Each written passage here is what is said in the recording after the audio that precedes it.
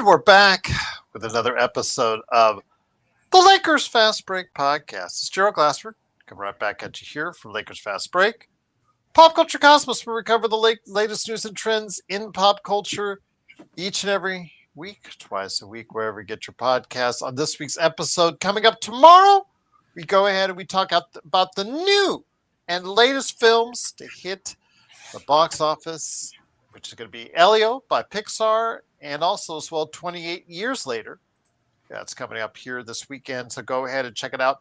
I will drop it here late tonight, so you can go ahead for your Friday morning drive. Check it out wherever you get your podcasts and on radio stations worldwide as well. We also talk about the latest news from Xbox. Xbox is setting the pace in the video game industry all year long, and they dropped a little tidbit about their future, which we discuss. Also as well, TJ Johnson and he wanted to go ahead and talk about a little bit about some of the things that go on as far as pop culture and the celebration of the Juneteenth holiday. And he had some films, things he wanted to talk about, video game characters that resonated with him. So we go ahead and discuss that as well. Please go ahead and check out a special episode of the PCC Multiverse coming up on the Pop Culture Cosmos channel, wherever you get your podcasts. Legends here from I Got Next Sports Media. He has got a whole lot for you in the world of sports and also video games. You got to go ahead and check out. It starts there at I Got Next Sports Media. Also as well, Joe Soro is alongside Empire Jeff. They're at the Dodgers game right now. So go ahead and give them a shout out if you're there watching, or if you're on playback, you're going to be there later for the game. As it's going on, go ahead to playback on Joe Soro's Experiment channel. Go ahead and say hi. You know, they're going to go ahead and relay that message to them right there, sitting at Chavez Ravine, the source of much news here today, right there at Dodger Stadium indeed. But also as well, of course, good friends, the Lakerholics crew. Jamie Sweet just dropped a 5 things based off the latest news about the Lakers changing ownership. For our members, I will go ahead and drop it for you so you don't have to do any work. I'll drop that for you a little later tonight. But if you want to stop on by and see Lakers Tom infatuation again with Marcus Smart, go ahead to Lakerholics.com. John Costas here. He has popped up right after the game. He is the man behind Clutch Talk and Lakers Corner. It's so funny because I don't know if you know this, John. Clutch Talk, of our special breaking news episode of all of the channels that we related on, Clutch Talk won the day. Won the ratings for. Yes. I don't know. You might want to check the numbers. You might be surprised as far as it was like flipping over. It's like, oh, it did that. Okay.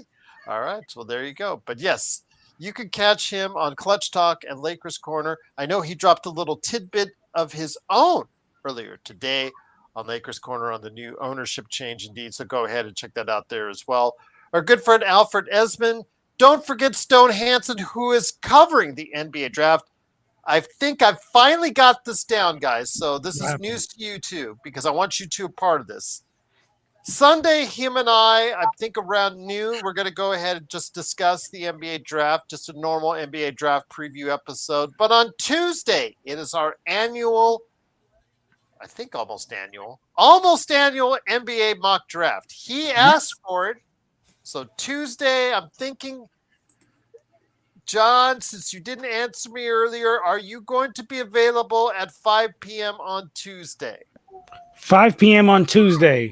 I should be able to make that. Sorry, I have a crying child here. Oh, the baby. Well, you know, Joe would say right now, if he saw your jump shot, if she saw your jump shot, she would be crying as well. So it would be tears of joy if she saw me. Okay, fair enough. I'm gonna handle this really quick, Gerald. Give me 1 second. Yes, you go take care of that little lady right there for you. I'll be right. Worries.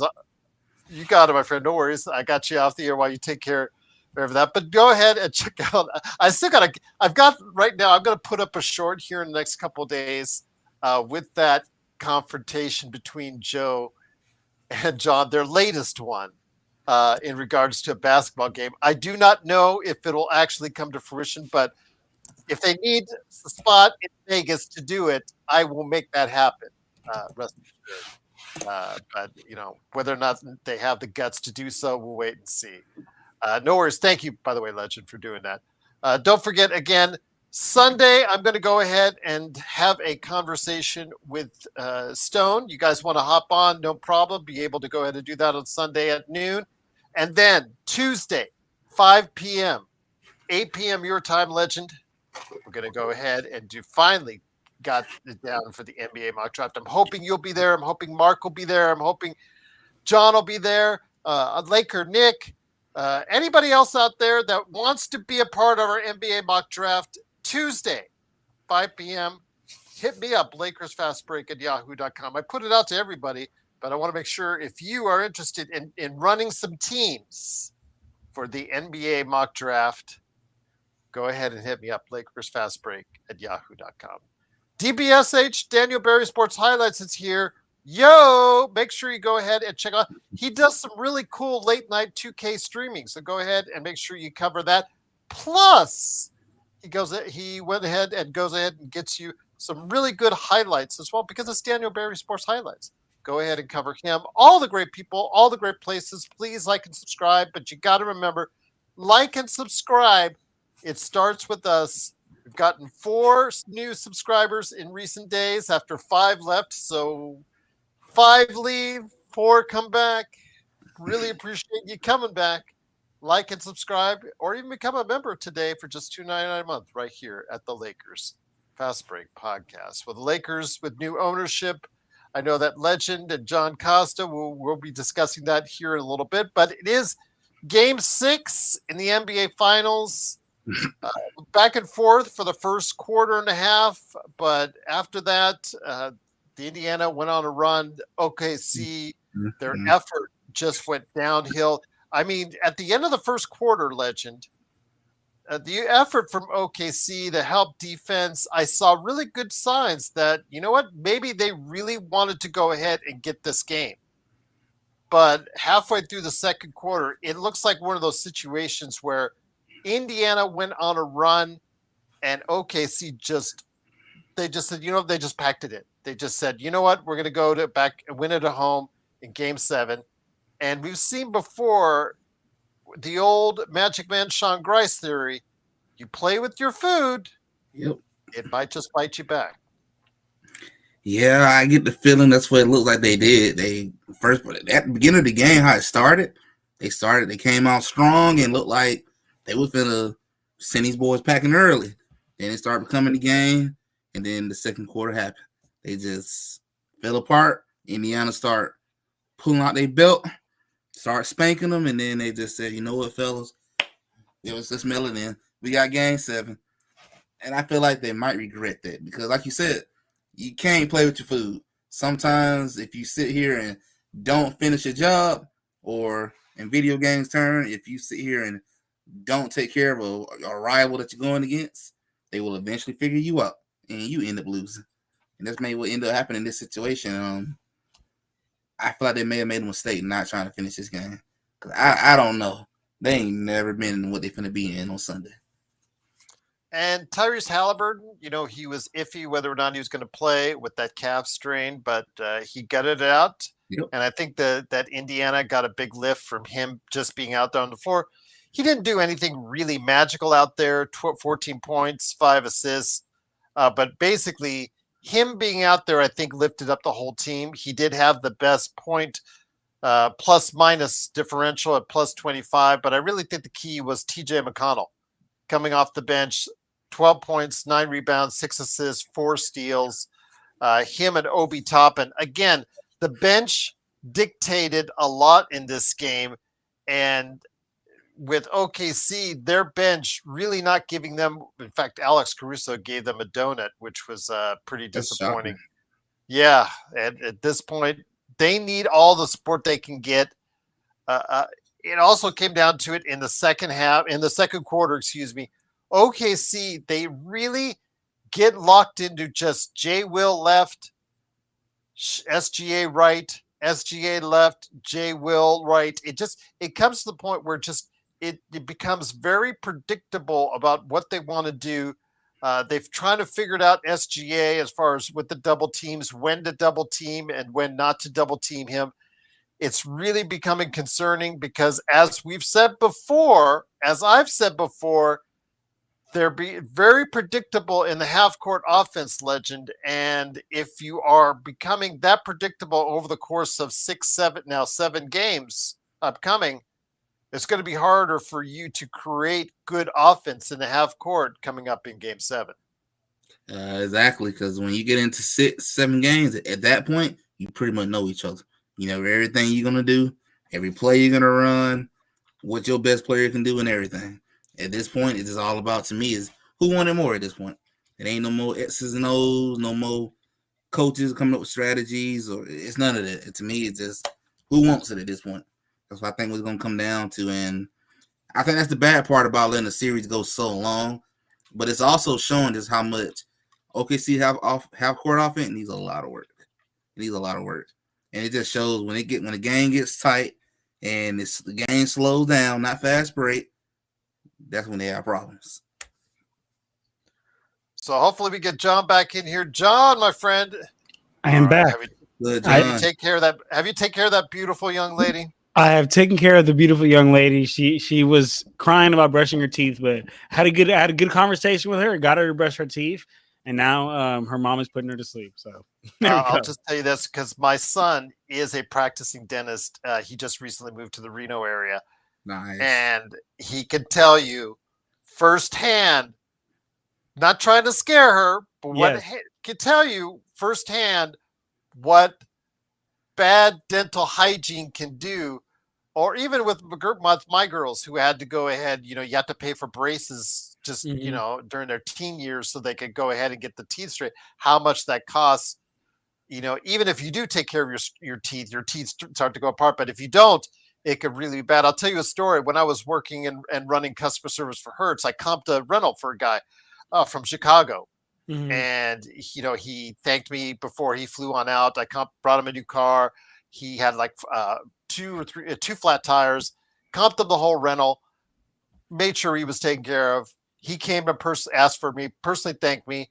We had a long conversation. During that conversation, he said, because he's a kid dentist, a pediatric dentist in the Chicago area at that time. And he said, "You want to know how I made millions of dollars?" And I said, "I want to know how. Kids not taking care of their teeth and orange juice." And he emphasized orange juice has made him $1 million. Really? Like, why? Why wow. orange juice? Take a look at the back at the label. Take a look at the sugar content on orange juice or sugary juices, and I think you put the 2 and 2 together when it comes right there. So, obviously the vitamin C you need, but just make sure you limit what they take as far as orange juice concerned, because the acidic nature of orange juice plus the sugary content, I think, is, as he said, it's money in the bank for some dentists. Wow, but that's crazy. Let her know. You must emphasize to her, make sure she takes care of her teeth. It is imperative that she does, because it doesn't sound like it now, or it doesn't look like it now. He will pay for it later on. Trust me. I know this. Yes. No, that's crazy, Gerald. Honestly, I might get her in here to have to hear a story from you, because she just every time she has to brush her teeth and take a shower, she's just always crying, making a big deal. I'm like, you want to stink and have stinky breath? Like, what are you doing, baby?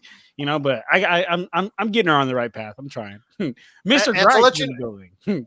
Yes, well, I'm just letting you know, if you ever want any discussions on teeth, just let me know. And again, I have my son as a practicing dentist. There we go.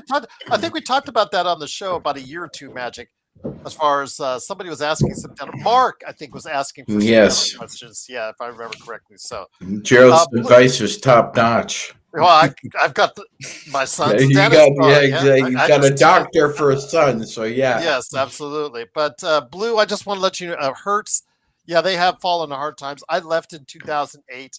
And even I rented from them later on, and they kind of jerked me around on a rental. And I said, I'll never go back. You guys, that's what you do. That's what you do to me. You could Tom Brady yourself all day long. But I never again did it. And for a while, I was sending every bill that I got from every other rental company on a vacation I went to. I sent it back to them to shove it in their face.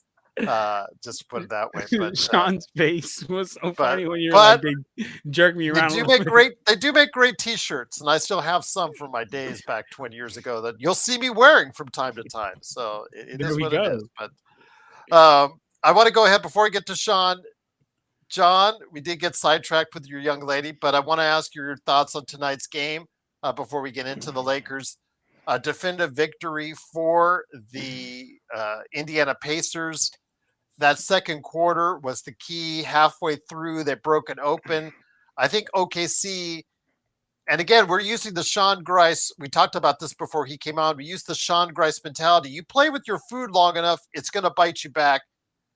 And game 7, we'll see what happens, but their rudimentary half-court offense, I think, is a problem for OKC.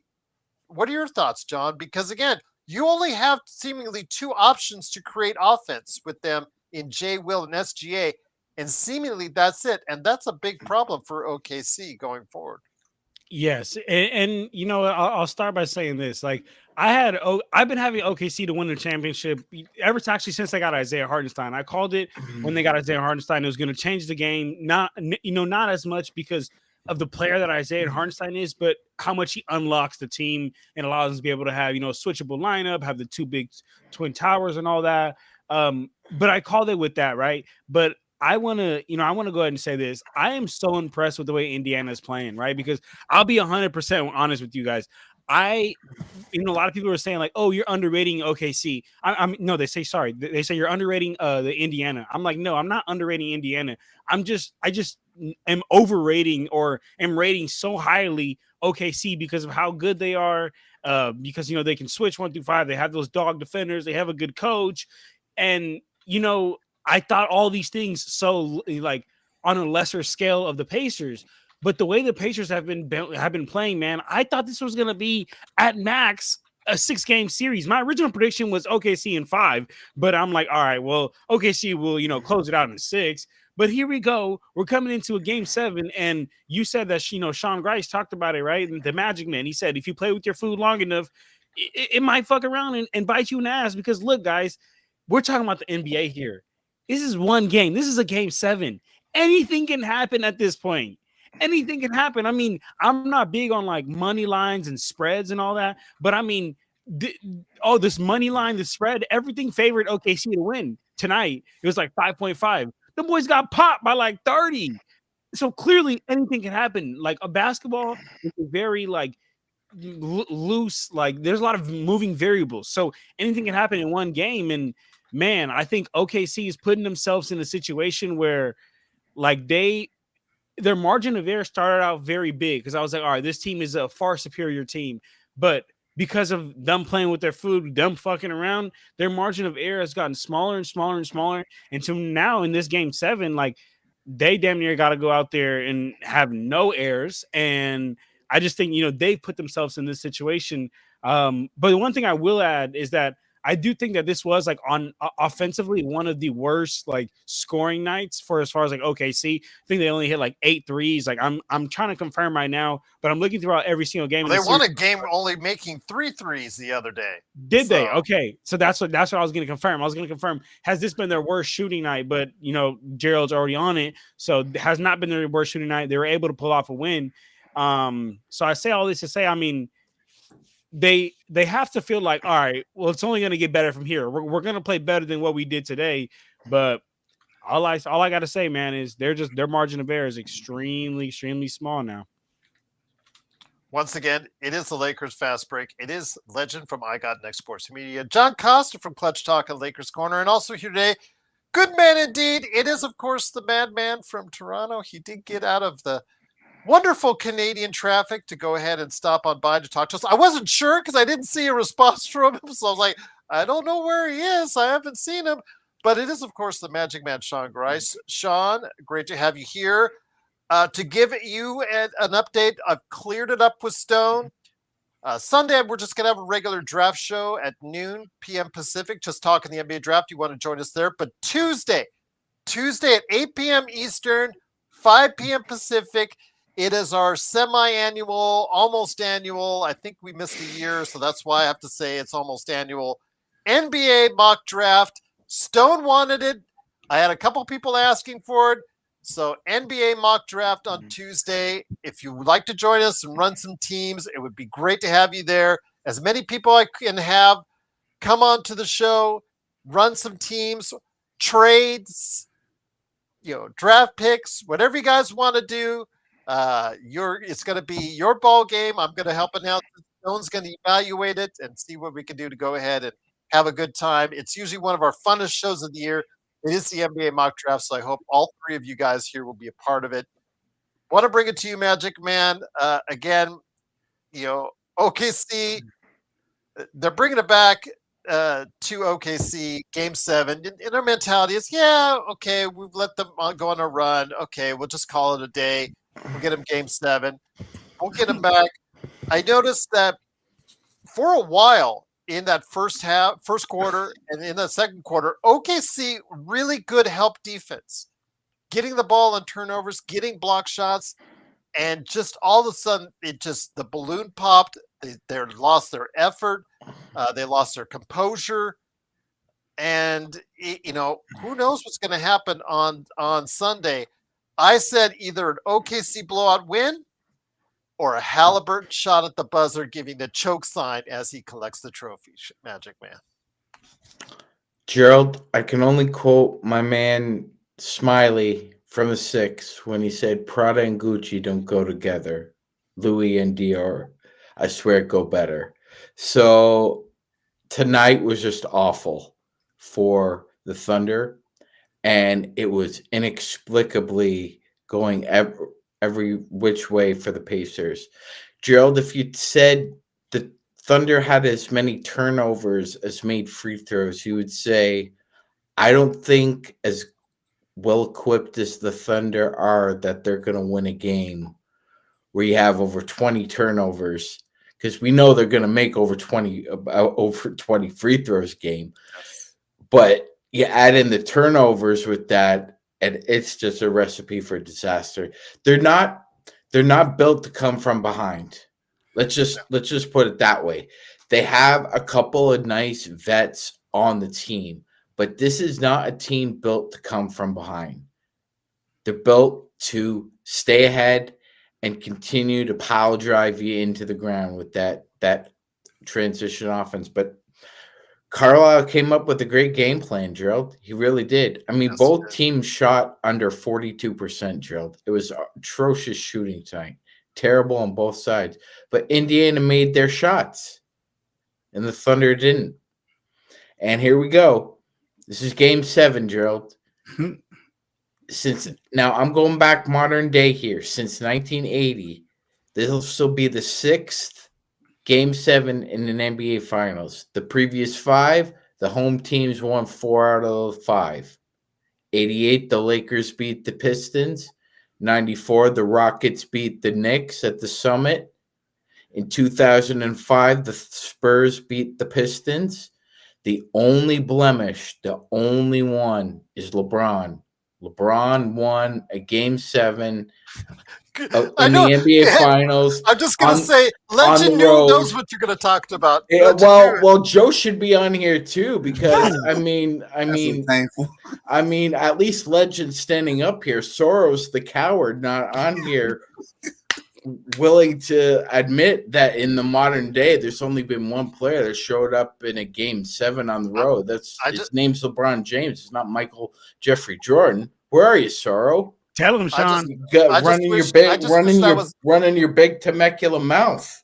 I just wish this was relayed right now on Chavez Ravine on the scoreboard, right where Joe and Empire Jeff could see that, because that's where they're at right now. Is at the game. Well, Joe's a sucker for what he said about the modern day and clutch players. He's a sucker for it. Absolutely, my friend, indeed. Oh, watch out for ice down there, Joe. Yeah, that's all I'll say, my friend. They could mistaken you for someone else in there. Of course, I don't know. Would we be sad or would we be laughing if Joe were actually taken away? I don't know. Uh, I'm kind of conflicted kind about of it. conflicted here. It'd be like, man, my dog Joe. Maybe But for about 15 to 30 seconds. Then I'd be like laughing my ass off. Jay says Jordan doesn't play in Game 7 in the finals. Yeah, Jordan doesn't play in Game 7 in the finals. But actually, two good notes. I didn't say that. What I said was there's only been one player who's won on the road in an NBA Finals in a Game 7, and his name is LeBron James, not Michael Jeffrey Jordan. That's what I said, brother. And it speaks to the competition level that Michael Jordan was playing against. But again, whole nother conversation. Whole nother conversation, indeed. I know Bloodhound said he posted what ABC had posted is that OKC is 18-2 after a loss, and then of course Legend said this is the first Game 7 in 9 years Since the 2016 one, right? Yeah, Yep. It gotta hurt him even more. Sorry, Legend. Memories. Man, Legend. I remember watching that game, and Legend, mind you, I was in the Bay Area at that time. Like I was in high school at that time, right? So I remember watching that game here in the Bay Area and just watching the Bay melt when LeBron came and got that block. That block was insane. I'm sorry, Legend. I'm just rewinded right now. That my mind. It's making it hurt even more. Yeah, when they lost, I just stayed in my room and just took all the time.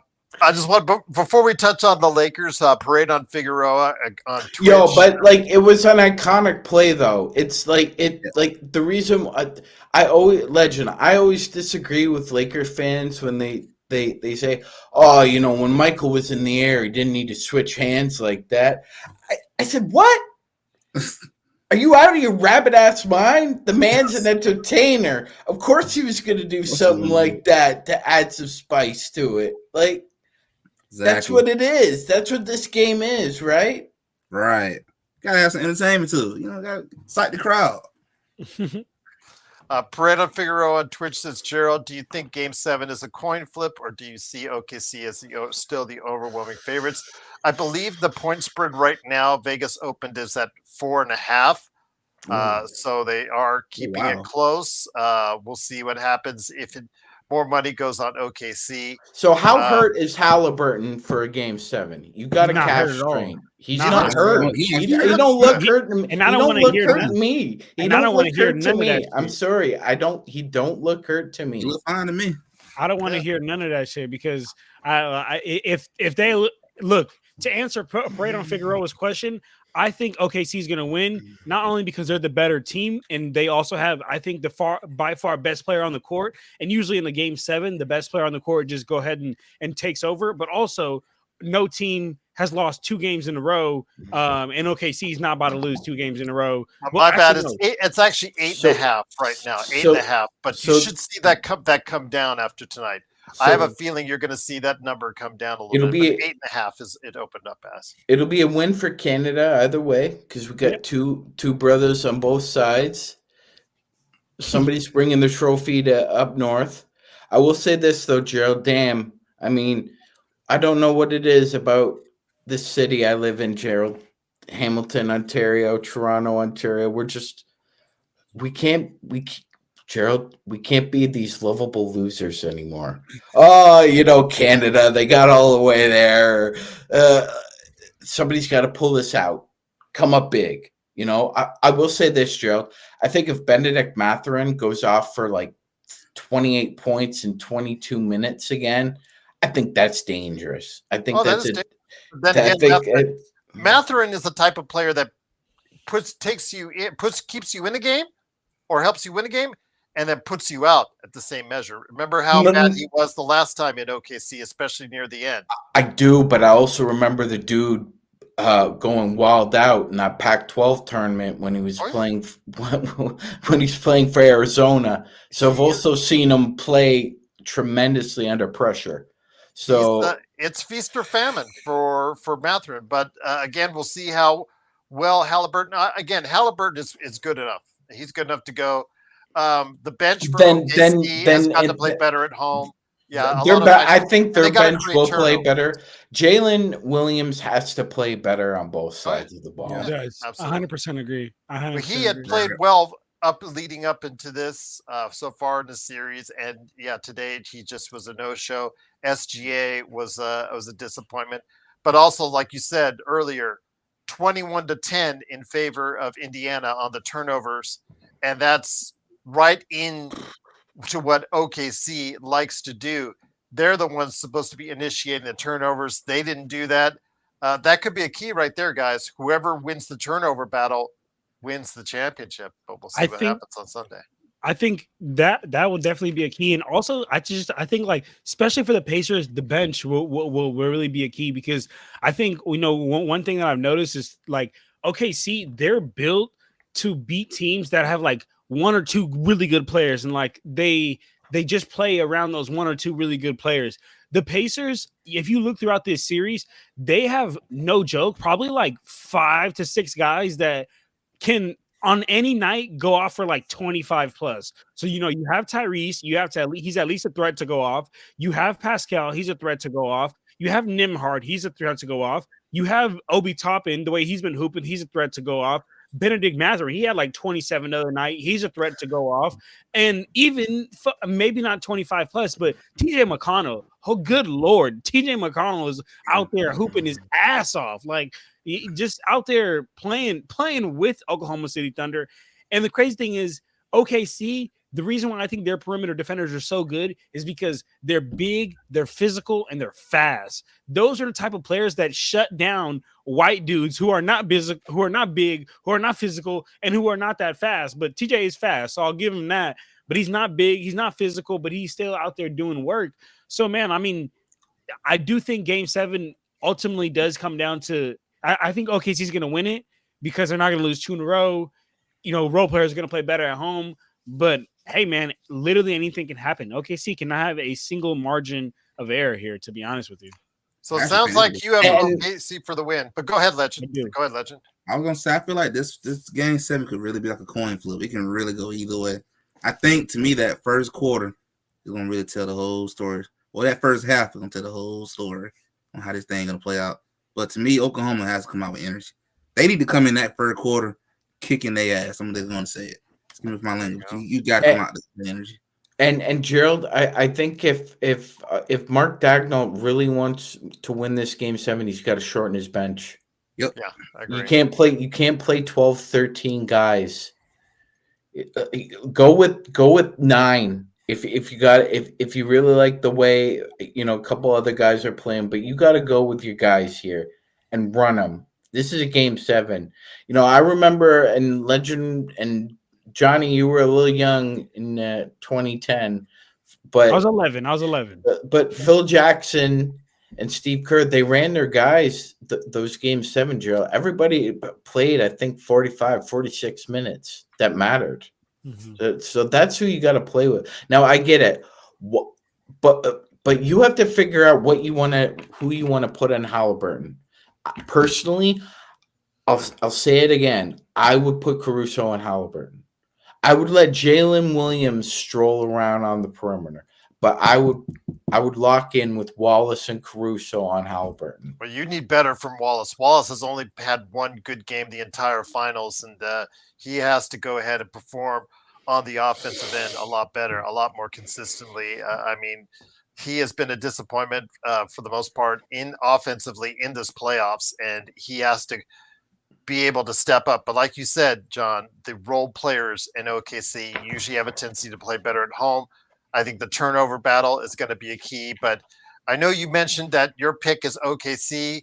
Mine is OKC, but I wouldn't be surprised. Again, OKC for a big win or Halliburton at the buzzer. That's what I'll say. Wow. Magic Man, your thoughts? Who wins on Sunday? Yeah, I think it's going to be close, but I'll go with the Thunder. I think they pull it out in the fourth quarter, Gerald.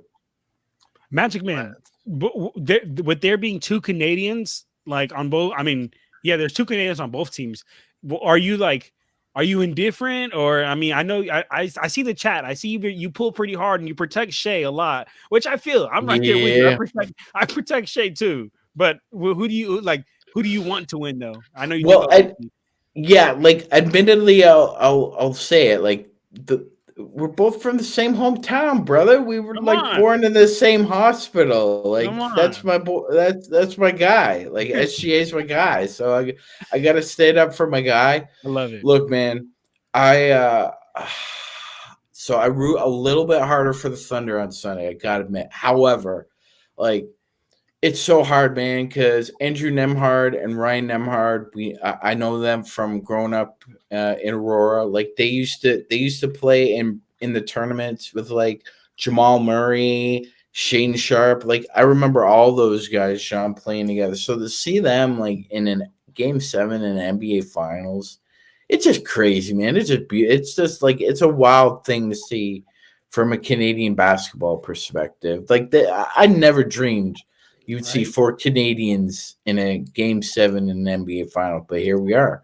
So, but I mean, and John, I gotta just shout out Basketball Canada, and especially the all the coaches, especially up in Montreal, where a big Haitian population is. They get those guys ready for men's basketball, brother. Like there's just some about that program right now, and guys coming out of Montreal, they go hard. You know, Lou Dort goes hard. Benedict Mathurin goes hard. So it's amazing. Sean, it's amazing to see. Sean, Mr. James Naismith was actually Canadian. So yeah, he was. There you go. there you go. Legend, you've heard it from Sean, you've heard it from John, you've heard from me for Parade on Figueroa on Twitch. Who do you have on Sunday? I'm going with Oklahoma, and I'm gonna take a chance and say Oklahoma will come out here and whoop their ass and end this game early. Okay. There we go. Okay, C's across the board. That's what I like to hear, man. All right. It is, of course, the Lakers Fast Break. Magic Man Sean Grice, Legend from I Got Next Sports Media, and John Costa, Clutch Talk and Lakers Corner. The big winner, Clutch Talk, for yesterday's breaking news show, which was breaking news. The Lakers have a new owner, as Mark Walter from the Guggenheim Group, which owns the Dodgers, now has possession of the Los Angeles Lakers after a valuation of $10 billion, which I threw out there, various times. But Joe got it right because they had the right of first refusal, and they did not refuse that price. So whether or not it was Mark Walter initiating it or Jeannie said, you know what, I want time to sell it. $10 billion is my price. Yay or nay? They said yay. They said yay. Do have a new owner in place. Guys, I want to hear your thoughts on this. You heard from Joe and I on the show yesterday. We talked at length about our thoughts on it. I do want to clarify that the crypto.com arena has nothing to do with this because the Lakers don't own the crypto.com arena. So I know that was kind of confusing. I got a email on that. It was Joe had elaborated and kind of inferred, but they do not own the crypto.com arena. They are a renter, so to speak. They got a nice lease on it, but I know their lease is for a little while that they signed earlier this decade, and it's going to be for a little while. But eventually, I think that if it stays status quo like this, Mark Walter will. I said before, Jeannie Buss at some point will want her own arena. Now that she sees what the Clippers are doing, she'll want a nice, fancy arena. Now, Mark Walter may want his own nice fancy arena down the road, but we'll see what happens. Because and the Kings will want to play in that new fancy arena too. Yeah, something like that. Exactly. Oh, by the way, the LA Kings are here. Hi, we're here. We're ready to cry. I mean, crypto.com can be renovated as many times as you want, but it's still, as Joe always says, it's in the middle of it. An area that's not the greatest. But it's also it's ungentrified. Yeah, exactly. But Mark Walter, it's just the enticement of having your own building. I think that ultimately will come down to it, and we'll see. But that again, that's not going to play itself out for a little while because The Lakers have a long lease on hand for Crypto.com Arena, but we do have a new owner in Mark Walter. But Jeannie Buss retains her governorship at least for the foreseeable future going forward. So I'm asking you guys, and I'm going to start with you, John. I know that you made some comments earlier today on it, but I want to hear your thoughts.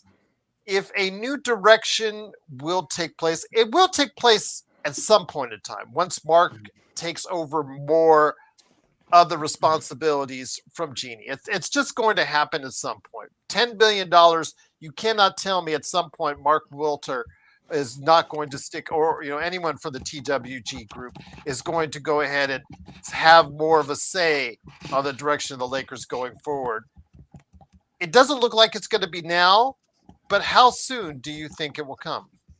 Man, I can't tell you how soon, but what I can tell you is just like how this guy said, Pig Peen. I think that's what his name is. Yes. Pig Venus. That's his name. Pig Venus. Yes. That's a funny name.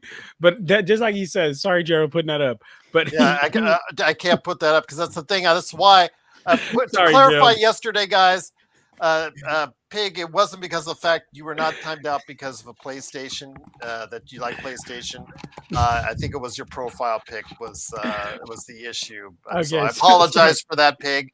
Your respect for that, but I can't put it up on screen because I don't want to get this show taken down or this episode taken down.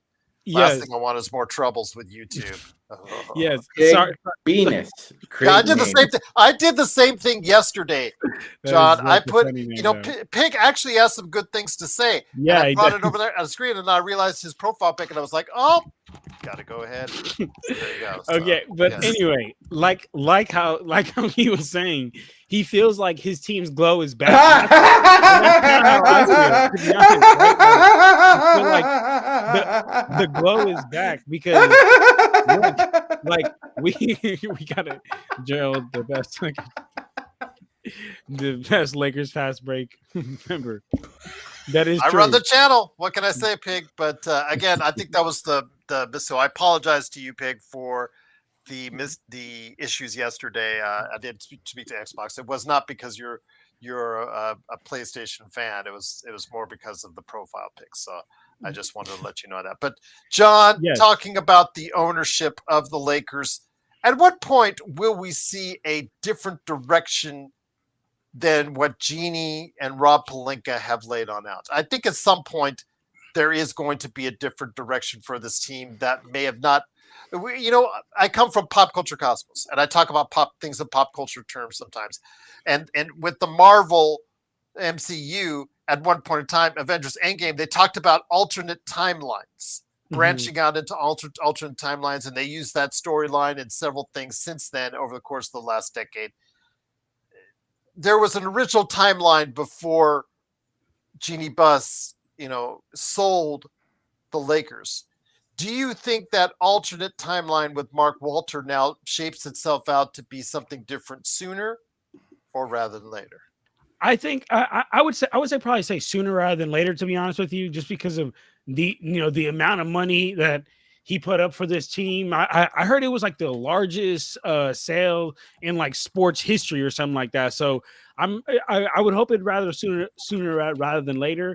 But also just straight from a fan perspective too. Like, come on, man. Like, we had Jeannie Buss and the Buss family who their sole thing that they did, their sole thing that way they made money was through the Lakers, that was their number one business venture. So it made sense as to, times she didn't want to go, or they didn't want to go into their pockets and go into Second Apron, go into luxury tags. Those fines are hefty. Now, like having a guy like Mark who fucking owns the Dodgers, Sparks, some F1 Formula One Cadillac type shit, like just all these different streams of income and all these different business ventures. Like, he is not going to be scared of the Second Apron. In fact, the Second Apron is going to fear Mark Walters. Like, the Second Apron is going to be terrified of that guy because of the type of money he can put up. So I say all this to say, Gerald, like, I think our future is looking real bright. We have an owner that understands that if you want to like win, like it costs to win.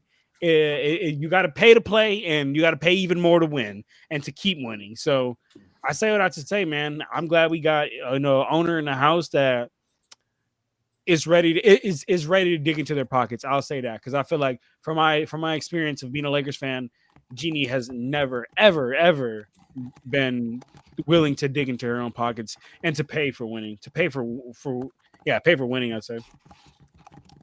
Xbox is cool. Don't even worry about it. Again, we Big is welcome here. He's welcome to go ahead. He expresses good opinions. We just can't show his profile pic. We just can't highlight it. John and I have already learned that lesson. We just can't highlight it on the show. That's all. No worries. All's good, guys. All good. Let's just try and enjoy the show here. But Legend, I'm going to bring it to you before I get into Magic. As someone who sees things from an outside perspective from us Lakers fans, where is your reasoning on this? I mean, Golden State, they came up from a team that wasn't valued very high. They won the championships. They started really getting a generating value. Up until yesterday, they were the second most valuable team in the NBA, subject to change. But you have the nice arena, which you guys own, so that you make money off of that. The Lakers, though, counter that with the Lakers channel, which is the highest grossing NBA-related channel, I believe, in the country. I think just they earn somebody was tossing about $200 million the other day on that as for what the Lakers channel generates. But that being said, my friend, what are your thoughts from an outside perspective on what the ownership change will do for the Lakers going forward? I do think it's a good thing for the overall future with Luka and all. That lets you know that they're going to be all in going forward for sure now. You got an owner who's going to be willing to dig in them pockets, do what he got to do, and get the help that Luka's going to need going forward. So to me, this has made the future even brighter than it already was with Luka being there. So I feel like if I was a Laker fan deeply, I'd be celebrating. So I feel like this is a really good moment for Laker Nation going to their future. Now they know they got an owner who's going to be all in for the team, for the fans, for the history. I feel like this guy knows what it means to be a Laker. He knows it. Look what he did with the Dodgers. So you know what you're getting. And in the long run, if you need A, B, or C to be on this team, they're going to pull out the check and say how much and take care of business. I think you're in good shape. You're in doing good shape. All right. And by the way, you are right. The Formula One team that he's buying into is the debuting Cadillac team from the U.S. That's U.S. based. It's going to be the first U.S. based Formula One team in quite some time. I don't know if the Andretti's are still going to be a part of it. I know that's been a big issue back and forth with Formula One, but it'll be interesting to see if that sparks a great interest in Formula One here in the States. We've already have the races here in the States.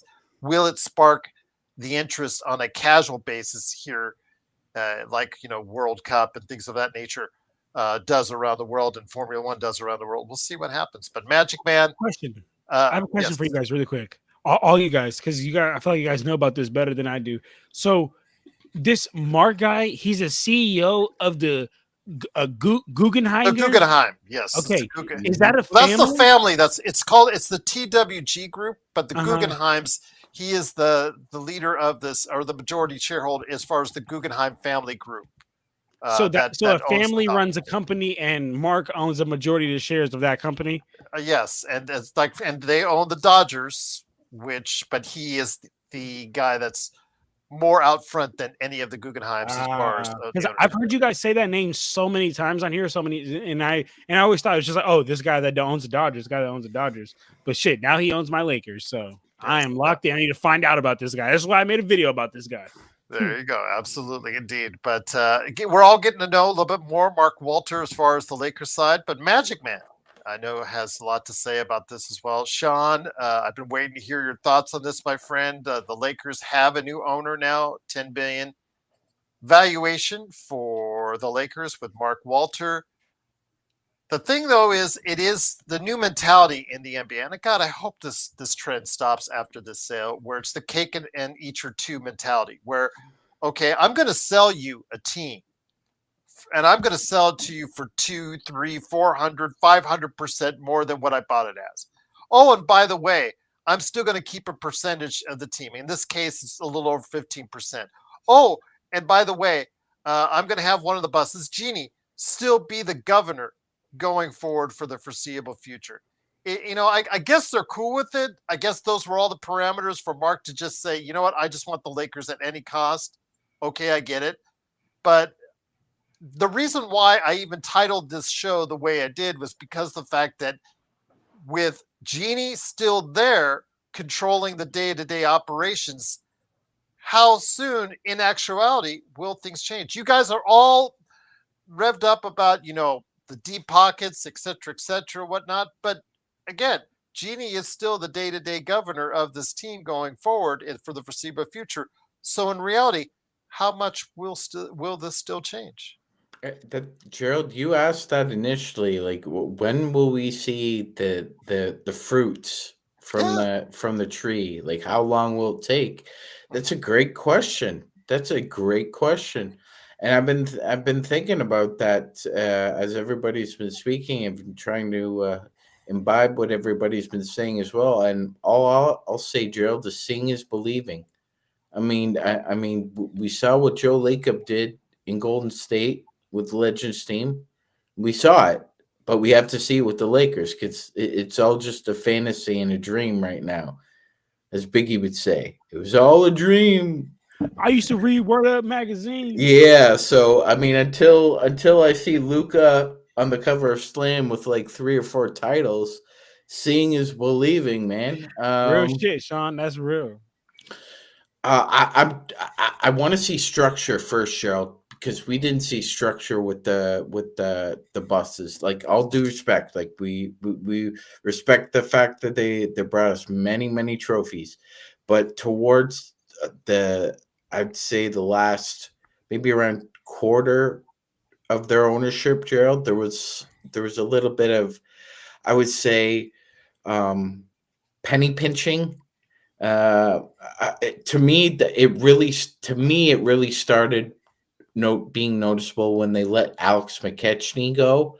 I thought Alex did an incredible job with Shaq and Kobe and Big Shot Bob, getting them prepared for the playoffs. And I thought he was doing a good job with Kobe and Steve Nash as well, with their age and injury histories. But that was kind of the telltale sign for me when it started with what was going on. And then I don't like the idea that there is no buffer zone between Rob Pelinka and ownership. Like, I did not find that to be a comforting position at all as a Lakers fan, Gerald, because normally what you have is you have a scouting department, then you have assistant coaches, then you have the head coach, then an assistant GM, then a GM, then normally a president of basketball. But there was nobody in between Rob. We could tell Gerald doing the day to day, which is really important in a business. And As we talked Gerald, about this yesterday, Joe and I, about the nepotism, the Lakers nepotism, which at times in earlier periods of time did work for the Lakers, Sean. But in the modern NBA, you have to go out and get the most knowledgeable people for the job. And sometimes these loyalties to the Lakers, oh, because you played on the Lakers or you're with the Lakers organization for a while, et cetera, and I'm talking to you, Ramby and Bus, kids, and all that stuff, may not be doing the best job possible. Rob Pelinka. That's what I want to see possibly change. JJ, again, when it comes to JJ Redick, whether or not his act will become tiresome, we'll wait and see. It became tiresome for people at the end of this playoff run, but he's a rookie head coach. So we'll see what happens there. But at what point does Mark Walter step in to say, you know what? This is a good team. This has been a good running team, but not a great one. And I think I need to step in and say, you know what? Now's the time I put my footprint into this and make this team a lot better, even better than the 50-win team it was, or first round playoff, the playoff team that it was. I need to make this a finals team. I need to make this a title team. I don't see that right now from this organization unless some big changes are made going forward. Absolutely, Gerald. I agree, and I would say right now his standard is probably, if we're not as good as Oklahoma City by next year, if we're not competing with them in the Western Conference Finals, then I personally think there's going to be a change, Gerald. I'm not sure what kind of change and how significant, but I would suspect that I would put the over under on Rob Pelinka's job security right now at 12 months. Okay, I interesting. I think he's got about a year to try and turn this ship around to where they're competing for championships and not just trying to get out of the first round. And when big time owners come in like this, they do tend to just make big riffs, just immediately. Just I mean, not necessarily a riff, but just a big move. Whether it's But right now it's not, John. That's what I'm saying. Right now, when you still have Genie in place as the governor, when you accepted those terms, you want Rob is still there doing the Rob Palinka things. It tells me that Mark is okay with this for now. For they might now. have I mean, maybe they might have a little back end plan. You know what I'm saying? I hope Mark has a back end plan. Because well, let me ask you this. I feel like you guys know the technicality more. Like with Genie owning 15% and Mark and them owning the rest, wouldn't that give majority ownership decision to Mark and the rest? Then Oh yeah. Ultimately, yes, it does come down to him. Mhm. But again, for the day-to-day operations, obviously Mark doesn't want that at this point, and it's going to see how it plays out. So we'll see. And again, when the change was made, Ramona Shelburne, it was interesting to see Ramona Shelburne, who was persona non grata to the Lakers in recent years because of the falling out she had with the PR staff and whatnot, and the executive branch. How she got back into it by saying Jeannie Buss is going to be the governor, according to sources, for years to come. I don't know. Again, at what point it just seems like it's heading for a clash. It's heading for a clash, and it's not heading for a happy ending between this. As far as okay, I sold my company, I sold it to you guys, but I still am taking care of the day to day. But I'm still seeing things my way.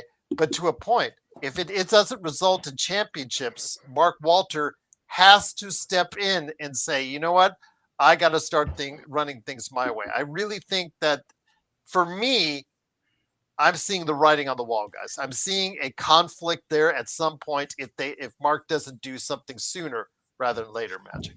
100%, Gerald. 100%. But I also think we need to keep in mind, Gerald, that when it comes to a business deal like this, um, uh, uh, if people want to investigate, John Ireland wrote a great piece for LA Magazine where he documented how stressful it was for Dr. Buss to have all the children in the will and they each get an equal piece of the Lakers because of the huge inheritance tax, Gerald. And I'm wondering if that's playing a part And in Bloodhound mentioned it earlier in the chat what and the broke that down but for us. because Thank you, Bloodhound. I know Jim, Johnny, Janie, um, all have children. I'm not sure about Joey and Jesse at this point, but yeah, Gerald, I think they're all thinking about how much money can we afford to live with right now because our children are going to be getting this generational wealth and normally when this happens like use a different example, okay, for those of us who trade stocks, for those people that own the biggest stocks, Gerald, they can only sell a piece at a time. It's like nibbles because anything else will upset the ecosystem. And I I'm totally with Gerald though. I as much as you understand that maybe from a business perspective, that's what they need to do for their family, Gerald. In the real world, like you said, it's going to clash eventually. It's going to come to a head. And cool, Luke, we mentioned yesterday about the possibility of Magic coming back into the fold because, as you know, he owns a percentage of the Dodgers and is very closely aligned with Guggenheim's legend. Let me bring it back in here. YYC mentioned Mark Cuban had the same thing going on the Mavs. He actually started this to an extent, although Boston actually accentuated on that for as far as full control. But I sell the team, but I still have lots of control. Lots of saying it. Mark Cuban, as we saw, he was still part of the organization, but obviously when the Luka trade went down, he didn't have the say, he didn't have the knowledge. The thing is, though, YYC, who is the GM or excuse me, vice president or president of basketball operations? Rob Pelinka is still the president of basketball operations, and he was hired by Jeannie Buss. So the loyalties or something going down like a Luka trade going down without Jeannie's knowledge, I think is going to be hard to come by. What conflicts do you see might happen in the future if this continues to go ahead? Status quo with the Lakers going status quo as well. I can definitely say there can be some issues down the line depending on who got say so and say so. That's why it's kind of important to make sure everybody understands what are you allowed to do here and there, because almost like owning property. If you got siblings and say someone passed away and now you got to go down to their kids and it keep going down generation to generation, it can become a mess, because I kind of experienced it for myself. Seeing that on one side of the family. Grandma died, siblings got it, some people didn't get their part, and we saw how they went down. So that's how it can end up being. Could you see something take place, even though in Twitter messages, John, that, he said, "Oh, I love Jeannie, but I love Mark." Oh, it was just such a feel-good moment for Magic. I love Magic. Don't get me wrong. One of the greatest players of all time, one of my favorite players of all the time. And then I have, again, the 88 World Championship t-shirt right there that's still hanging up. I love Magic. But as an exec and as coach, it has been something left to be desired. Let's not BS. We're running a business. We're running a corporation. We're running a team here. I have a feeling we will start to hear more of Magic come into place and all this. But how awkward is this when you're going into a situation where you see Rob, you see Jeannie, and now you see Mark? This is like, I don't know. Do you have like any awkward moments in high school that you had in regards to this? Because it just seems like it's just heading towards the way of awkwardness between this all happening. And again, I don't know anything in regards to Magic. It's just a gut feeling in regards to maybe Mark Walters saying, "Hey, Magic, can you kind of go?" Oh, Gerald, do you think the next time Magic sees Rob Pelinka is going to give him the wink and the gun? Well, the last time I know that they saw each other was at the debuting of the statue for Kobe, but so that was funny. very nice as far as what it was. But yeah, Good to see you, Rob. day-to-day operations. Yeah, at the UCLA Health Center or in the executive offices. Yeah, I think something else. Sean, the double gun. Hey, So I mean, but Gerald, this Mark's gonna ask Magic, how would you evaluate the job? This man is going to evaluate his job. I wish he would spend. I wish Mark would go right down to Empire Jeff and Joe Sower right now, wherever they're at in Dodger Stadium and Chavez Ravine, and ask them how this organization. So I wish the bunch of us could dress up like cleaning guys for the crypt.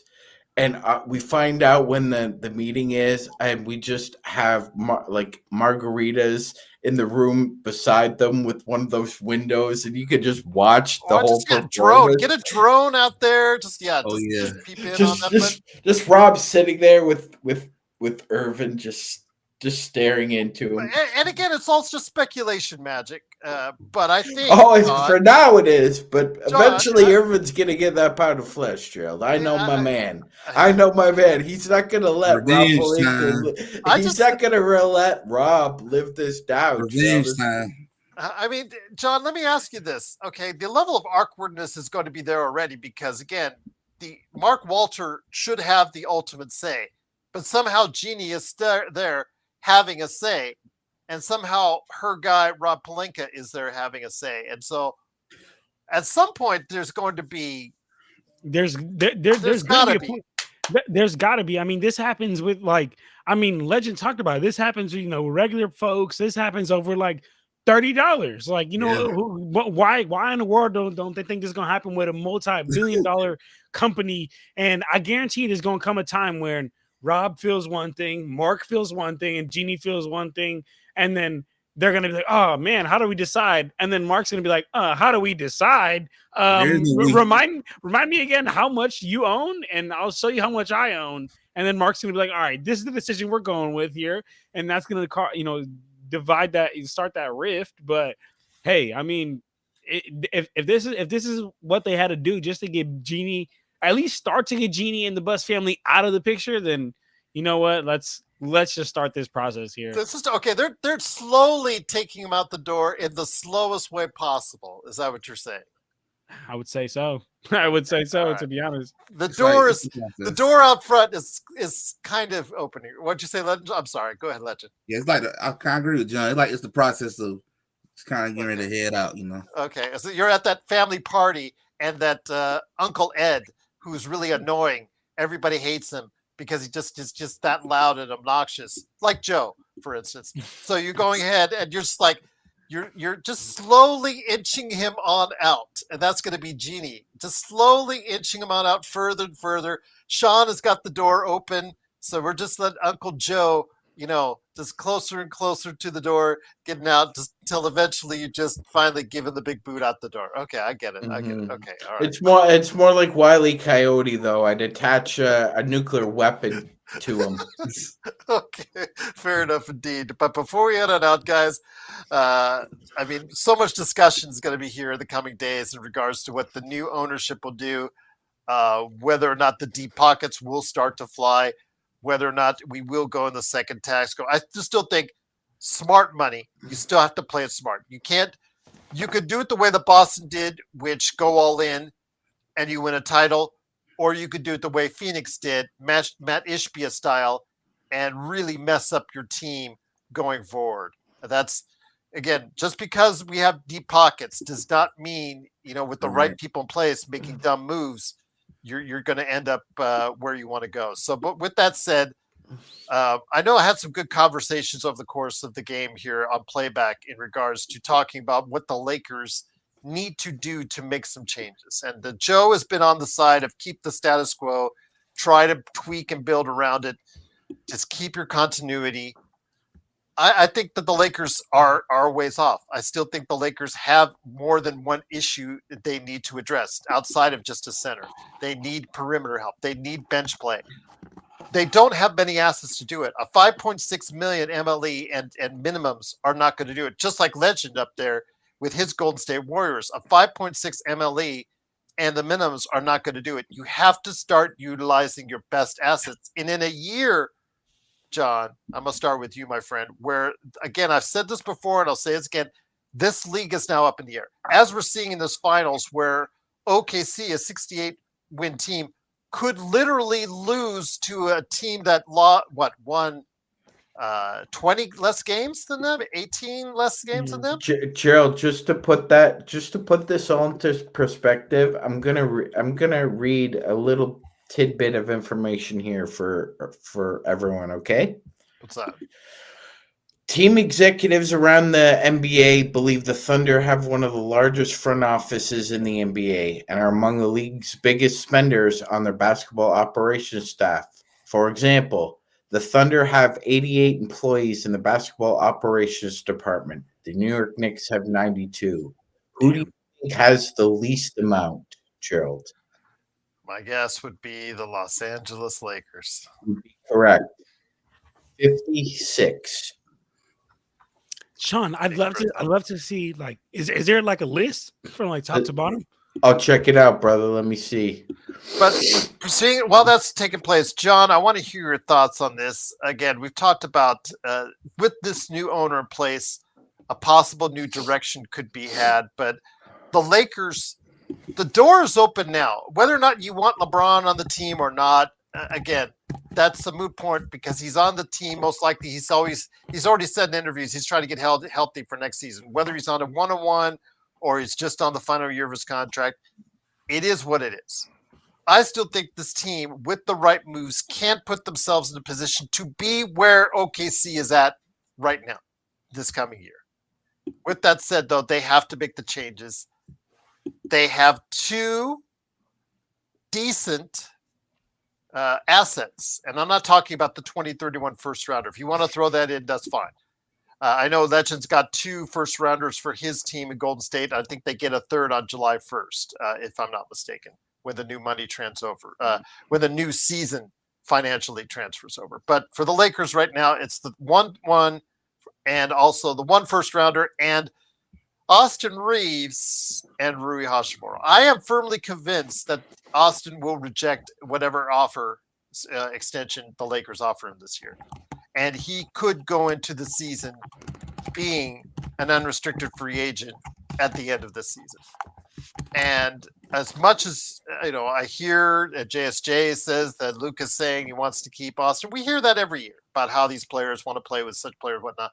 The reality is Austin, Joe and I have said it before, he's the best on a championship team as a 6th guy coming off the bench. But now financially, he will not accept playing at a 6-man role right now as a 20-point scorer in the league who's on the verge of getting his one and only big contract here next summer.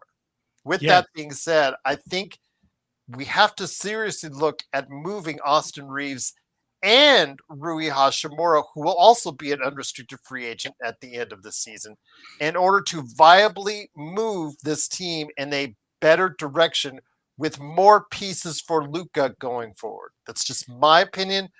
I don't know how you feel. Joe's more of a keep the status quo guy and try to build around defenses. But I really, realistically, with what the Lakers have, they don't have much unless they do consider trading Austin and Rui this summer. We don't have much, and if we want to, to the way you started that statement is saying the Lakers being where OKC is right now. Now, if you mean just being in the finals, I think that there are some moves that we can make here in this summer that can land us in the finals here this next season. Now, will we be as good as OKC? I don't think so, because OKC, they've been building this shit for years. This has been a long ways coming. Now, as far as just us being in the finals this next year, I think we can do it if we get the right pieces. And to your question, to your point though, Gerald, like unless a Giannis or one of these big players, like exactly like how Anthony Davis did, unless they say, "Yo, I want to go to the Lakers," and that's it, and like unless you send me to the Lakers, then I'm gonna be mad at the whole world. That's what Anthony Davis did. So unless a star comes out and does that, if we want to go to the finals, we're gonna need a big time player that fits the team, that fits our needs. And the only way for us to get that big time player is going to be through Austin Reeves. Like it's just going to be the only way. Like nobody's just going to hand the Lakers a good player without us at least, giving up an arm and a leg, right? And right now, an arm and a leg for us is going to be these picks. Is going to be Austin Reeves. So I say all this to say, Sean, I'll let you go right now, but I'm just going to say, I say all this to say, like, if we want to get that piece that's going to put us here in the finals, that rim protector, that big to pair next to Luka that he's always historically needed when he's been at his greatest, and if we want that big to be a level that's going to really be the type of player that's going to get us to the finals, it's going to have to cost us Austin Reeves. I don't want to. But Austin could also help get you something in the way of a perimeter player that plays defense as well, which is also something that the Lakers need. They're a big guy and a defensive-minded two-way player away from being where I think we want them to be. Go ahead, Magic. I'm sorry. 100. No, Gerald, 100%. 100%. And if I was, if me and Gerald were in front of Mark right now, we'd be explaining it that way. That's the way to build this team. And Johnny's correct. Like, I know a lot of people out there are saying, yeah, that Luka wants to play with Austin. We live in a hard cap CBA, and you have to make hard decisions, and you have to allocate resources where they're absolutely fundamentally needed. And we've got 2 really good perimeter ball handlers, LeBron, Luka. You want to add in a third one? Great. still going to be deficient in all those other areas. Austin Reeves is the golden goose that's going to get you what you want. Legend, I want to hear your thoughts on this. Your favorite of a team in Golden State, I'll use them as example, is in a similar situation with the Lakers because they need a perimeter player who can do two-way things, but always the glaring need that they and the Lakers need, everybody points to is they need a center. Golden State needs a center. The Lakers need a center. But it's not just that. I think both teams are two pieces away or a piece and some better contributing players off the bench away, or rotation, I should say, instead of just bench, rotation players away, and a big center guy or something in that nature away from being where OKC's at. Because, if right now, if something happens to J. Will or something happens to SGA during the season, it's really up for grabs because OKC cannot generate enough offense to win a finals without both those guys, Legend. So with that in mind, the mentality for both your team and ours is ultimately going to be the same thing this summer. Yeah, we're pretty much in the same boat with each other. We need to make some moves and can't just rely on these picks. You're going to have to be willing to make some hard sacrifices, which is why I've been saying go on and be willing to ship out pods. Hey, if you want to put Draymond Green on the block, do what you got to do. You got to do what you got to do. You got to be willing to, like John said, sacrifice some legs and arms and get some better body parts. You got to do what you got to do. Which is what I've been saying for a while. It pays to win, man. It pays to win. It pays to win. I've been willing to ship Reeves if I can do what I got to do. Man, Scare money don't make money. Goddamn right, Sean. Goddamn right, brother. Got to get us on to make some. I can make double. Come on, I could double it. I could go get a championship, or I could just keep being a good regular season team. I think I'd rather go for the championship. Eric, I disagree. This team with two really great core pieces can make a bigger imprint in this with some better, smaller. Gerald. We played with a lot of the island of misfit toys, and we still had the number one defense without AD in the NBA. So we're not. It's not that far away. We're not in odds here. Right? Yes. At the minimum, I say Jake LaRavia, okay. But for the 5.6, I say there are probably better options. Eric, yeah, we've already discussed the bench. We've already discussed the bench as being somewhere that has to be addressed as well alongside of it. That's why I'm saying with Austin Reeves, I think you can get multiple pieces back. And so one of the things I've been toying around recently is something I actually said before. Could the Lakers move up in the draft? I dedicated a show to it a couple of weeks ago. I'm coming back around that again. I just watched Kevin O'Connor, who's not a Lakers fan, but actually, of the Boston fans that are out there, he's pretty good. He tries to keep it even. He's neutral. He's neutral, Gerald. Yeah, he's neutral. Yahoo Sports. He suggested Austin Reeves and not only a player, but getting a first round pick on top of it. That's multiple players. That's a starting point, Eric. That's a starting point, everyone. If that could be the case, Gerald, if you thought, Gerald, if Desmond Bane is worth 2 first-round picks from the Orlando Magic, is Austin Reeves worth 2 first-round picks to you? Yeah, I know they got 4, everyone, but they got 2 were just ready. 2 were from Orlando. Two were for getting rid of Cole Anthony and of course KCP. So let's just say 2 in a draft swap was for Desmond Bane. I really think that Austin Reeves is not that far below Desmond Bane. I've been comparing Desmond Bane a little bit more favorably, but not by much. It's incremental between those two, in my opinion. But also Desmond Bane, I would say, for the next 4 years. The only thing as well, John, though, is he's secured at $40 million plus for the next 4 years. So that stability is something I think that also was in play as well. But I think Austin can get multiple pieces back that can help this team. Whether or not Rui can is up to your interpretation. But I think Austin can, John. I think Austin, with a pick, like let's say a Robert Williams and the Portland, number 11 pick, or Jakob Poeltl and the Toronto number 9 pick. Or if you want to go, I threw a few out there during the course of playback. I also threw like Brooklyn, where everybody seems to love Nick Claxton. I don't, but if you get Austin Reeves, Nick Claxton, and the 25 and 26 pick in the first round, there, something like that might and should be of interest to at least look at if you're the Lakers. Gerald, I would if I were the Lakers in that situation, I would ask for Grady Dick instead of Jakob Poeltl. Because if you had Grady Dick and Dalton Connect as shooters around Luka Doncic, well, I mentioned Grady Dick in a trade, a couple of weeks ago. Because they would do that. Grady Dick and the number 9 for Austin Reeves. Hell yeah, they would do that. I bet Austin Reeves. I think it was Austin Reeves and a package deal for the number 9 Dick, and he fits what they need.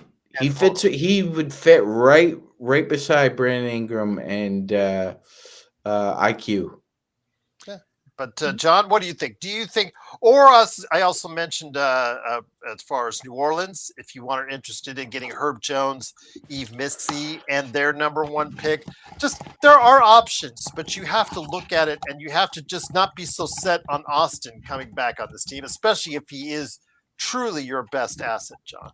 I'm letting everybody know, like, again, unless it is a player that demands their way to this team, we're not getting a player that's going to put us at a championship level without getting rid of Austin Reeves. Austin Reeves is our biggest bait.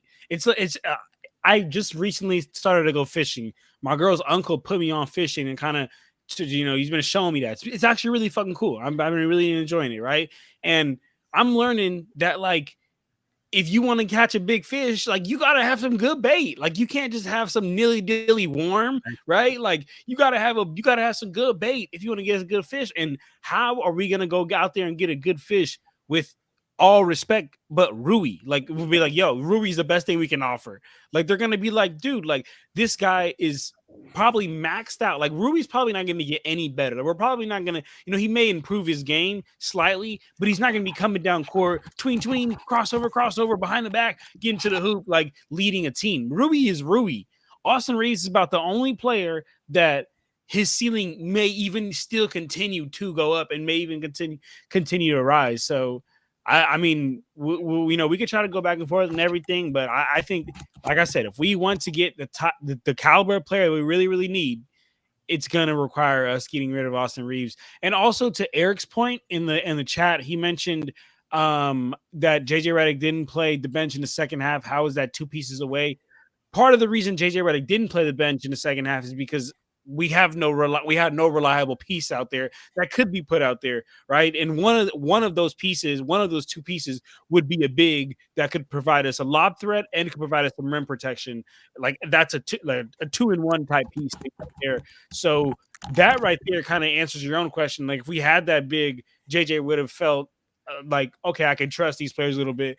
And a lot of people get on JJ for not playing those players in the second half, but again, I'll say, if Dalton Connect doesn't know the offense and is a defensive liability, it's hard to put him out there. If Jackson Hayes, he looked like a shell of himself. He looked like he had no confidence and was a defensive liability out there. Like, you want JJ Redick to put people out there who are going to be liabilities, and then we're ripping on JJ Redick later saying, oh, dude, why'd you play these guys? These guys weren't ready for it. So I don't know, man. I don't know.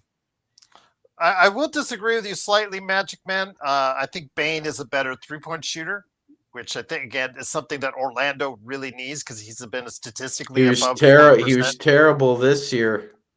Let's see what his numbers are, but just to make sure. He was bad this year. He's not above 40% this year? Not this year. Okay, well, let's go ahead and see that. But you know that AR is a 35% shooter for that. He was 39.2. So statistically, he was still a little bit better from the 3-point area. I understand your total shooting. He is better playmaker. He's a better scorer than Desmond Bane. Desmond Bane doesn't have that. His game is a little bit different. It's a little bit based more on the perimeter as opposed to what Austin does as far as from an ISO standpoint. But as a 3-point shooter, he is more of a I guess from as knockdown shooter per se. It's I close think to that's the missing piece with Austin Reeves. Besides the D, is the fact he's never been a knockdown 40% shooter, even though it looks like a good stroke and should go in. I agree. 40%. I agree, and I would just slightly say if you look at the points per possession, um, combo guards tend to be higher there than traditional shooting guards. Austin Reeves, Jalen Williams. You wanna throw Luke in there as well. So for that, yeah, but that matters, Gerald, because in the big scheme of things, I wanted 2 or 3 or free throws, and quite frankly, Gerald, Austin Reeves is also better at getting to the line than Desmond Bain is. Yes, Yeah, no, I'm not that part again. As a scorer and a I scorer think he's. mentality, But this is what I'm saying. Like, I think it's more sophisticated, and their games are more closer than people think. I don't think it's no, I obvious said it was that. incremental. Yeah, I used yeah. the word I think incremental. it's. I think it's very close. Like who you want. Like Gerald said, it's. But for he fit. Paulo's fit, Yeah, he fits Orlando perfectly. That's a perfect that's fit to them. yeah. Yes. Yeah. And the fact that he's not such a downer on defense as Austin Reeves has been at times has to be taken into consideration as well. But Legend, I want to bring it back to you again. I believe this is going to be the summer of NBA trades. We've already seen Desmond Bain already. You know, Kevin Durant's name is being put in as nauseum. I almost wanted the NBA finals to end tonight just so we could get to the most exciting part of the NBA season over the next few days, which is the silly season where supposedly we're supposed to see more trades. We're supposed to see, of course, the NBA draft a little less than a week away. Looking forward to it all. And we're going to hopefully cover as best we can here at the Lakers Fast Break. But I want to hear your thoughts, Legend, as far as where do we go? Where does this league go from here? Again, seeing what I see in the NBA Finals, I think next season right now, unless OKC somehow manages to get an Antetokounmpo added to the mix without having to give up a lot, I really see this as an open game for a lot of teams this coming season. I definitely think next season gonna be very wide open, especially in the East. It's gonna be wide open. It's anybody game in the East, but in the West, it's gonna still be kind of wide open. There's no team that is just they guaranteed they're gonna win it. They're gonna make it. It's none of that. It's wide open. I think next year every team gonna look at it as, if I build my team with some good depth, I got an MVP caliber teammate, and I got a good Robin on my side, got depth, I should be able to make a run. And I think that's what a lot of teams are going to look at it as going into next season. I think one thing we could take away from Oklahoma and Indiana, I don't think a lot of people, nobody probably even saw Indiana being here. And I think what really helped them the most is that depth part. And I think that's what a lot of teams are going to look at now. Go slowly moving away from the big three thinking and look more of, let me get a A+ caliber star. Let me get a good Robin to go with that A+ caliber star. Fill out with good depth. And I think that's what the league's gonna really turn into. But I think everybody gonna be confident. It's wide open. I don't see Oklahoma as a team that just can't be beaten. We're looking at them right now. They can be beaten. So with that, it is, of course, the Lakers Fast Break. Great conversation, guys. That's what hopefully everybody needs after a pretty dud of a game. 6, yeah. It was something, all right. But again, a great conversation tonight, talking about the NBA, talking about the Lakers ownership. John, I'm going to get it to you, back to you guys here in a second, Magic and Legend. But John, what do you got cooking up there on Lakers Corner and your highest grossing channel, Clutch Talk, as well? I just it was so funny because I just saw that pop out like 700 views. I'm like, what the heck? It's funny, Gerald, that like I actually only do Lakers Corner now. Like I don't even necessarily even do Clutch Talk like that, because I just like, I figured doing Lakers Corner is more like more worth my time, right? It's more of a niche, and like a lot of people, there's a lot more Lakers fans out there that want to hear everything about the Lakers versus like fans like us. Like we want to hear all about the NBA, but there's not too many people out there in the world that want to hear all about like the Hornets and the Wizards on like a Wednesday night. Those are just more the NBA junkies.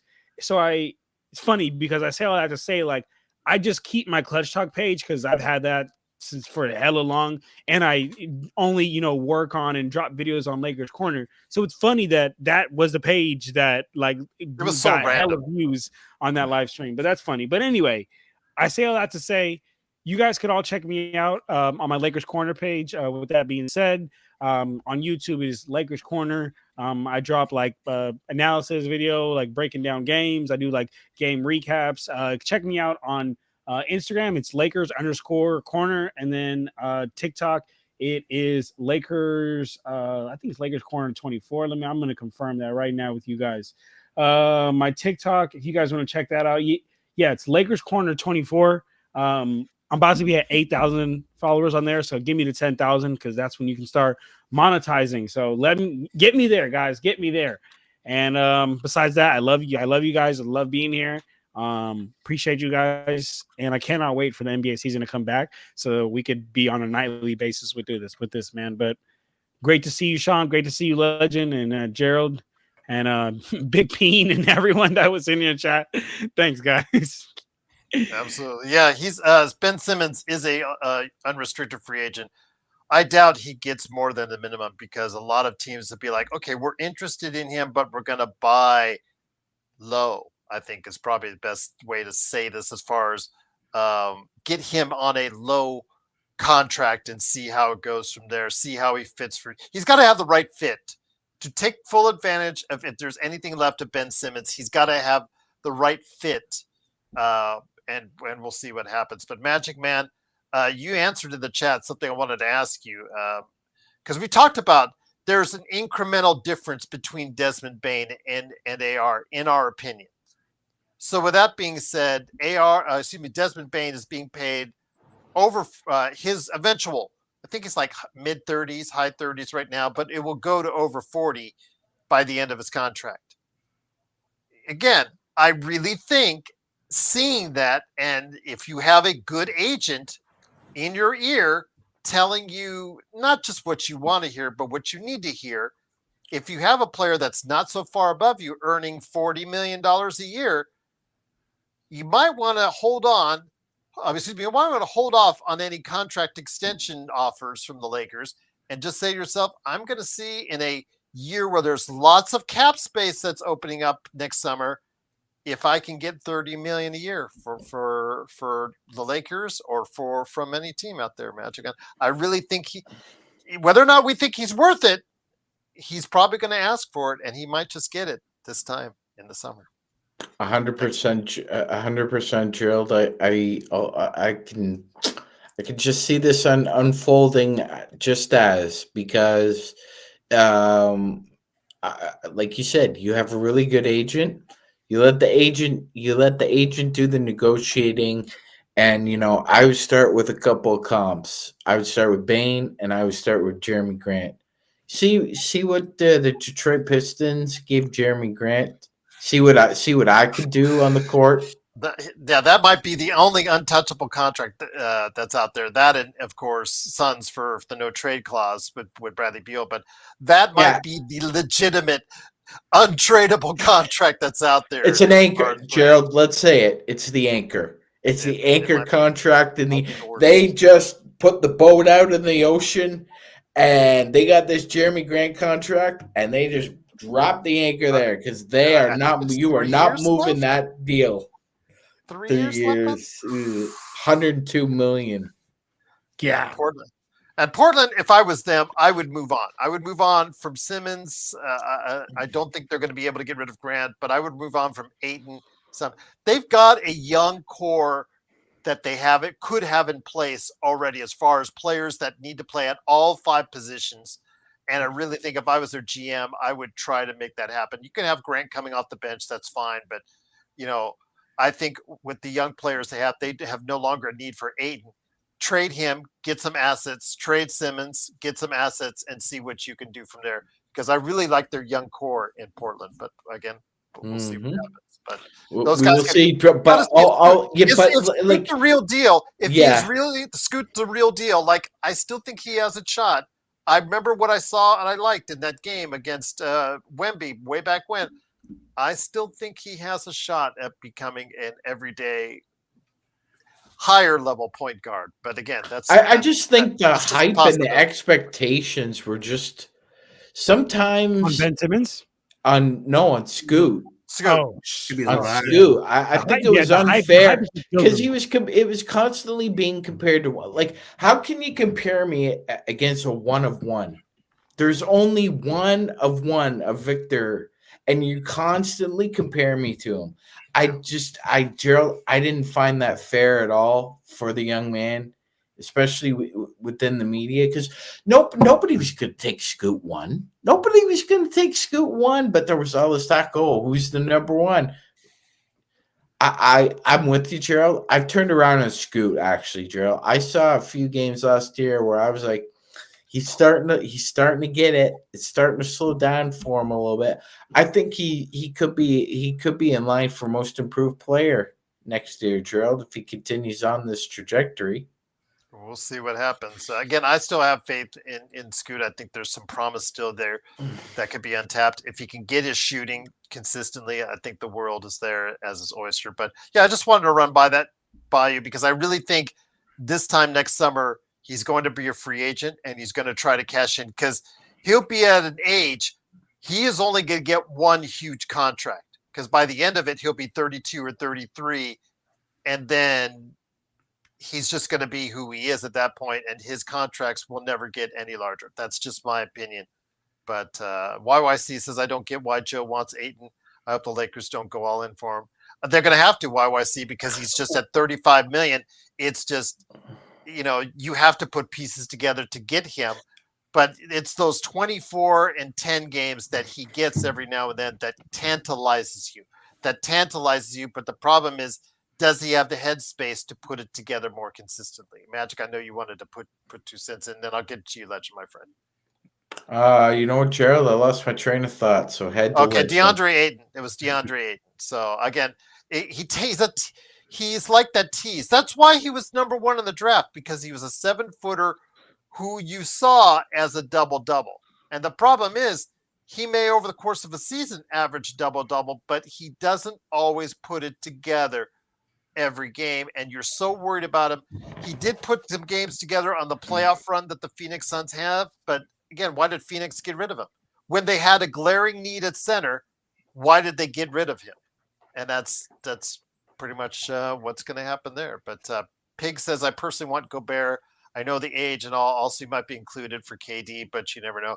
That contract, though, still. Oh, boy. Yeah, that contract. I mean, Gobert against the right team, like the Lakers, proves his worth. But, yeah, there are other times, like in the next round or two, they played him off the court, and that's the problem. It's just which way, whatnot.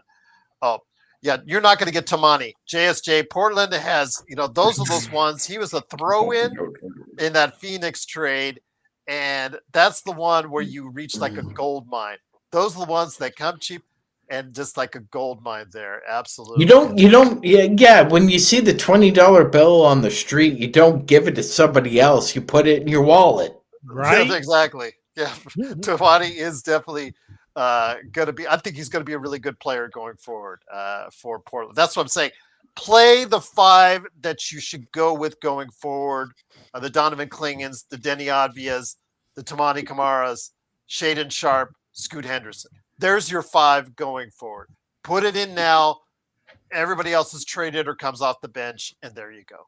And you see what works out for you. But Legend, great to have you here as always, my friend. Looking forward to seeing you, seeing John, and seeing Sean Tuesday night, or even Sunday if you guys want to stop by as well for a draft show with Stone. But definitely, I'm looking forward to seeing you guys run some teams with Sean. I'm going to give you at least the Toronto thing. You're going to give you Legend. You're going to get your teams, at least Atlanta, Golden State. John, I'm going to give you some teams. I'm going to have you think some teams. I may give you some top teams. I'm going to give you some top teams like Dallas, or San Antonio, or Philadelphia. Some teams that you get to work some magic, because you are the trade meister. So I'm going to go ahead and give you a team that you're going to have to probably think about making some moves on. So we'll see. But yeah, just starting a little dab and dabble. See who's going to be here. But yeah, Tuesday is going to be very interesting. What you got cooking though before we head on out from I Got Next Sports Media? I'm definitely gonna do a little podcast on Saturday. We're gonna predict my Game 7 win. Talk about what it's gonna take for both sides to win that game. Talk a little bit of free agency, and then probably start talking a little bit of football since we get about that time. Talk about what's going on with the Pac-12 and all, and talk about how the SEC. Shooter, slow down, Shooter! Slow down, Shooter! Slow down! Sorry, I had to tell that too. And then probably look at how the SEC kind of wants them to change the playoff format for college You notice football. Dad has the mystery illness, and Shooter goes speeding. I don't know if you could correlate the two. It's like but you know what, Gerald? Like what? Yeah, but what is it about certain states? You know, in Massachusetts, they protect their athletes. I know in the state of Georgia, they try to do their best as well. But in California and New York and Ohio, all these state troopers, man, they're just looking to make a name for themselves. Like you pull over the dude twice? Really? Man. Really? Unbelievable. And Zach Edey just got pulled over as well for doing 101 and a 55 mile an hour zone. So, Well, that Gerald, that's 7-4, and like, yeah, I would like turn my head too if I was a cop. Did I just see a monster doing 101 at a 55? Was that fucking Bigfoot driving? Exactly.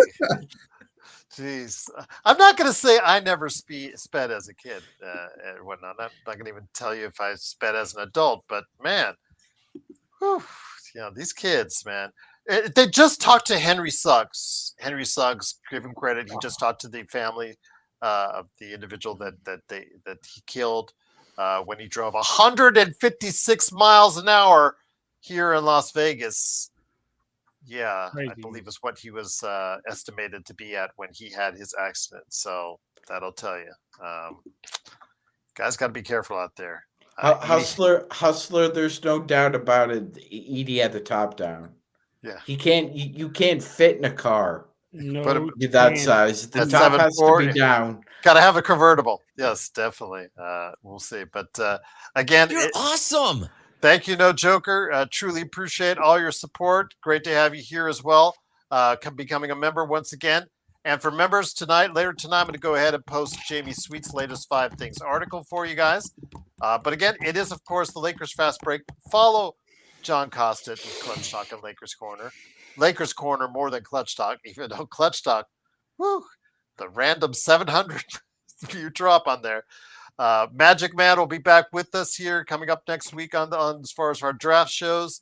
And of course, Legend from I Got Next Sports Media as well. Appreciate all you joining us. I know that Mark said he wants to be on tomorrow night. We'll see what he wants to discuss. The new owner in place. What is the future for the Lakers? Please let us know in the comments. We would love to hear your thoughts. Like, subscribe, do all that stuff that YouTube allows us and wants us and needs us to do in order to get more popular.